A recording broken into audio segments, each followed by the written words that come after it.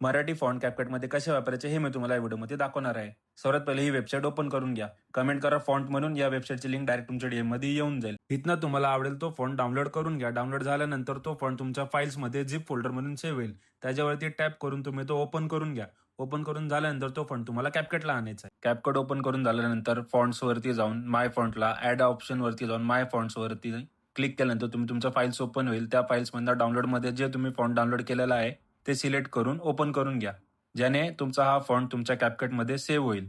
त्यानंतर ब्राउझरला जाऊन Unicode to MS calligraphy search करून या वेबसाईटला या आणि तुम्हाला जे काय मराठी फॉन्ट पाहिजे त्या याच्यावरती टाईप करून कन्वर्ट टू कॅलिग्राफीवरती क्लिक केल्यानंतर कॉपी करून घ्या. कॉपी ऑल करून झाल्यानंतर कॅपकटला या आणि ते टेक्स्टमध्ये जाऊन पेस्ट करून घ्या. पेस्ट करून झाल्यानंतर फॉन्ट्समध्ये या.